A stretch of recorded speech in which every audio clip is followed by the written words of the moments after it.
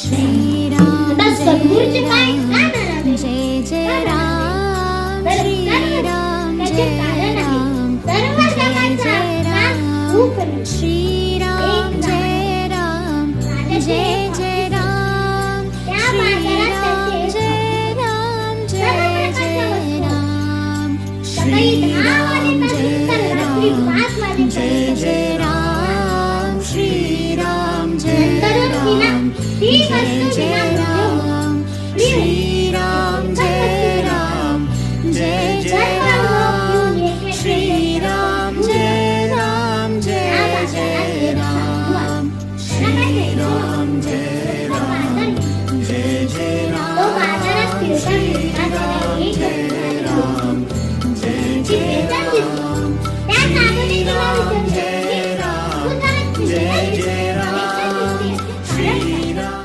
ती म्हणाली, बाबा मला लग्न करायचे, मी कुमारी आहे, मला माझ्या आयुष्याची एक वस्तू घ्यायची आहे. बाबांनी मला एक आयुष्याची वस्तू घेऊन दिली, माझ्या आईने मला एक आयुष्याची एक वस्तू घेऊन दिली.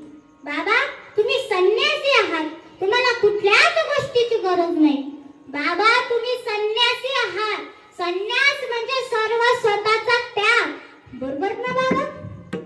साधू म्हणाला, वा बेटी वा, तू संन्यासाची फार छान व्याख्या सांगते. चल माझ्या मागे, मी तुला माझ्या आयुष्याची एक वस्तू तुला घेऊन देईन.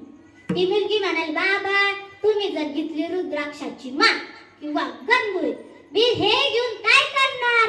मला गरज आहे दिवाणाची, मला गरज आहे वॉशिंग मशीनची, मला गरज आहे टीव्हीची, मला गरज आहे अलंकाराची, मला गरज आहे कपड्याची. तुम्ही जर घेतली माळ किंवा गणगोळी किंवा टाळ, मी काय टाळ घेऊन काय भजन करत बसू काय? मला लग्न करायचे, लग्न. साधू म्हणाले, बेटी काळजी करू नको, मी तुझ्या आयुष्याचीच एक वस्तू तुला घेऊन देईन, चाल माझ्या मागे. साधू पुढे बेटी मागे, साधू पुढे बेटी मागे, संपूर्ण बाजार फिरू लागले. 4:30 वाजले. बाबा घ्या ना एक वस्तू. साधू म्हणाला, थांब बेटी, चल माझ्या मागे. मुलगी मनात म्हणाली, उगाच या बाबाच्या नादी लागले. बाबा घ्या ना एक वस्तू, 2 वाजायला 2च मिनिटं बाकी आहे. साधू म्हणाला, चल माझ्या मागे.